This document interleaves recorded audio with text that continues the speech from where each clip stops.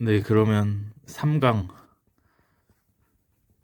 어떻게 하면 유입과 노출해서 상세 페이지를 잘 만들어서 1페이지에 노출이 될까?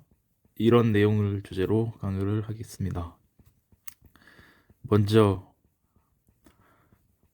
1페이지 노출이 되면 얼마나 좋을까요? 이것은 사람들의 심리나 습관, 관성 이런 것에 관련이 됩니다. 2페이지까지 갈 필요가 없으면 사람의 뇌는 최대한 편안함을 추구하기 때문에 검색해서 바로 보이는 그것이 슉 0. 몇 초 만에 딱 직관적으로 들어가겠다 딱 하고 들어가게 되는 것입니다.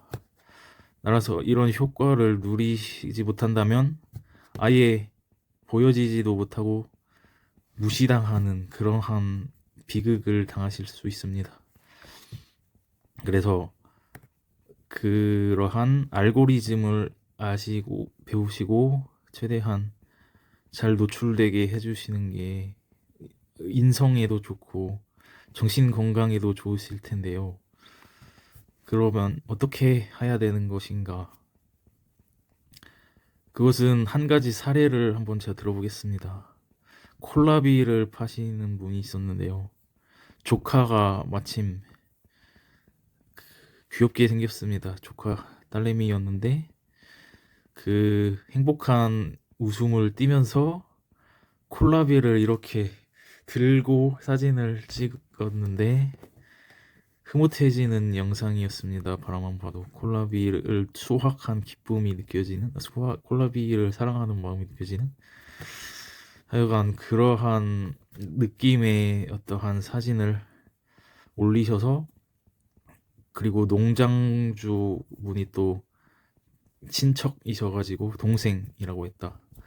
그래가지고 같이 협업해서 한 분은 미리 캔버스로 썸네일과 상세 페이지를 만드시고, 한 분은 그 농장 일을 하시는데 그 콜라비가 아주 대박이 터져서 1페이지에 몇 년간 노출이 됐다고 합니다.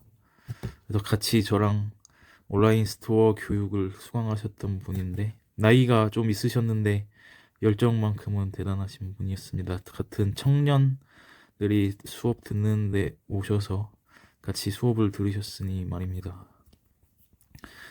그래서 그분이 수업 시간에 질문도 많이 하시고 저한테 개인적으로 오셔서 전화번호도 물어보시고 하여튼 존경스러운 면이 있는 분이셨습니다. 그래서 아무튼 상세 페이지의 예시, 썸네일의 예시였고요. 그 다음에 그 아이템을 발굴을 하셨다면은 아이템 스카우트에서 이 알고리즘이란 게 또 재밌습니다. 그 상품명을 아무렇게나 작성하시면 되는 게 아니라 카테고리에 맞춤형으로 제작을 하셔야 된다는 것을 그 한때 스마트 스토어 제작 상세 페이지 이런 대회에서 2등까지 하셨던 강사님이 알려주셨습니다. 그러니까 어떻게 하냐면은 그 카테고리가 있지 않습니까? 아까 아이템 1강에서 2강에서 아이템 스카우트에서 상품명 그 찾기 위해서 카테고리 1차 분류, 2차 분류, 3차 분류 해서 들어가지 않았습니까? 그 카테고리를 스마트 스토어, 네이버나 쿠팡 이 두 곳에서도 동일하게 상품명을 맞추어 준 다음에 상품 등록을 하시고 상품명도 정확하게 그렇게 작성을 해주셔야 바로 검색 노출량이 증가하고 트래픽이 증가하고 상세 페이지 1페이지에 노출되고 그런다는 것입니다. 그래서 어떻게 보면 이 분류 카테고라이즈가 잘 돼 있는 사람이 이 일을 잘할 거라고 생각이 됩니다. 체계화, 생각 정리 이런 연습은 일상생활에서 꾸준히 하셔보시는 것을 추천드립니다. 이것은 잠자기 전에 오늘 무엇을 배웠을까 하면서 카테고리 지어지면서 한 번씩 떠올려 보신 다음에 주무시거나 자기 전에 하면 또 장기 기억으로 가는 것에 도움이 된다고 하니까요. 그리고 아침에 기상 직후 머리가 잘 돌아가는 때인데 그게 수면 직후 3시간이 가장 집중력이 높은 때라고 합니다. 그럴 때 그 창의적인 생각도 잘 되고 간다는데요. 그때 그 오늘 할 일 목록을 작성하실 때 카테고리를 한 번씩 해서 업무면 업무, 인간관계면 인간관계, 여가 생활이면 여가 생활 이렇게 카테고리를 해서 생각 정리를 할 일 목록까지도 해보는 연습 습관이 잘 되신다면 상품명도 이렇게 잘 하실 수 있을 거라 생각합니다. 그 상품 카테고리는 확인하는 습관 꼭 들여주시면 아마 노출이 엄청나게 벗어나게 되진 않을 겁니다. 그리고 이 상품명 카테고리 이런 걸 엄청나게 잘 하게 됐을 때 오히려 발생할 수 있는 문제점이 있습니다. 오히려 너무 잘 팔려도 문제일 수도 있는 상황인데요. 아예 안 팔리면 몇 개밖에 안 팔리면 소소한 즐거움을 누리면서 행복감을 잘 느끼는 사람이라면 만족할 수 있겠죠. 하지만 너무 잘 팔리면 이제 시기 질투를 받게 되고 그리고 상표를 가진 사람의 소송이나 고소를 당하는 경우도 있습니다. 바로 저를 가르쳐 주셨던 강사님이 그러한 케이스신데요. 그때는 초보셀러셨고 모르셨고 그 상당한 사과문을 작성해야 했고 300만 원에서 50만 원으로 깎는데 눈물 없인 볼 수 없는 그러한 사과문과 직접 찾아가서 무릎 꿇고 비시기까지 했답니다. 아무튼 초보셀러셔가지고 그때는 우여곡절을 많이 겪으셨는데 간접 경험으로 저희는 그런 경험을 하지 않아도 됩니다. 이것은 키프리스라는 사이트를 기억해 주십시오. 키프리스 상표권 검색 이 사이트 여기서 상표권을 검색을 해보신 다음에 그 이미 상표 등록이 돼 있는 것은 피하시면 됩니다. 그런 것은 위탁 판매도 안 되고 사입도 피하시는 게 좋다 생각됩니다. 일단은 소송이 한번 걸리면 말씀드렸듯이 무릎을 꿇고 울면서 사죄해야 되는 상황이 발생할 수도 있습니다. 빨간 줄 생기긴 싫으시잖아요. 아무튼 그래서 그렇게까지 했다고 하셨고 뭐 그 외에도 한 5-6번 관련된 온라인 사업 관련 때문에 그 경찰서에 왔다 갔다 하셨다고 하는데 자세한 것은 이야기해 주시진 않았습니다. 한 사례만 이야기해 주셔가지고 아무튼 비슷한 사례일 거라고 추측은 됩니다만 아무튼 그래서 상표권 검색 이건 진짜 꿀팁입니다. 여러분 이것을 여러분이 이 상표권 검색은 제 강의를 들으시는 분만 얻어가실 수 있는 꿀팁이니까 제 인기가 좋아지기 전까지는 완전히 1대1 과외 같은 느낌인 거나 다름없습니다. 그래서 키프리스를 활용하셔서 상표권 소송에 걸리지 않고 검색 아이템 스카우트로 상표권 검색 노출 가능성이 제일 높은 걸 발굴해서 물이 나올 만한 우물을 잘 파시면 이제 성공하실 겁니다.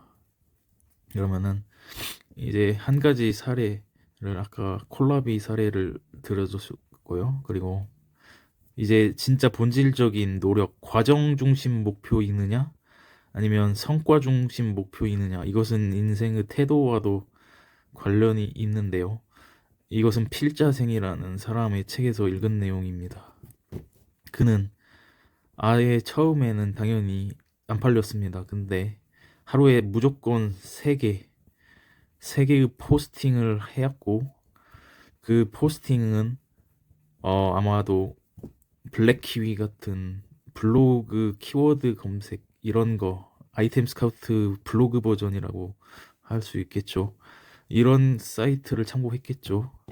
그 책에는 나오진 않지만 아무튼 그는 양을 중시했습니다. 질보다는 그래서 어쩌면 그런 도구를 이용하지 않았을지도 모른다는 생각도 드는데, 그분은 진짜 성실함이 무기였습니다. 성실함으로 매일 세 포스팅씩 진짜 하루도 빠짐없이 6에서 7년 동안을 하셨고, 그 결과 처음에는 이웃이 많이 안 모였지만 어느 순간 글 쓰는 실력도 느시고 재밌는 점을 말하는 요령도 늘고, 그리고 사람들의 니즈를 파악하는 능력도 아마 느셨기 때문에 블로그 이웃 숫자가 1만 명 구독자가 넘게 증가하는 제이커브 상승곡선 기하급수적 상승을 이루셨다고 책에 적혀 있습니다. 그러니까 이 사람은 진짜 노력파입니다. 하루에 정성스러운 포스팅을 3개씩 매일 꾸준히 한다는 것은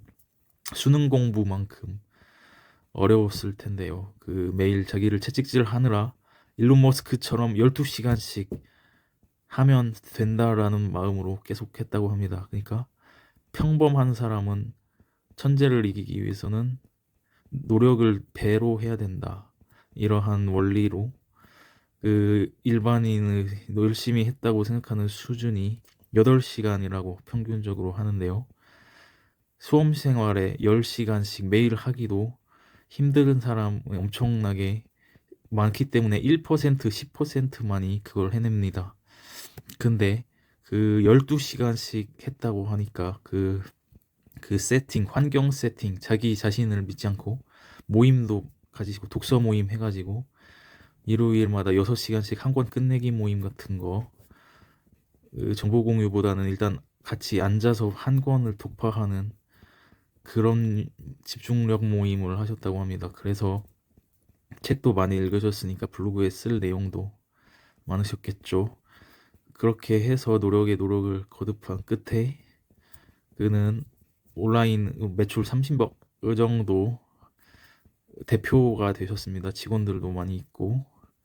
그래서 이런 사람처럼 잘 되기 위해서 저희는 노력을 해야 되는 겁니다. 우물샘을 찾았지만 한 우물만 파서 그 우물에서 샘이 나오도록 해야겠죠. 스마트 스토어라는 한 우물을 계속 파서.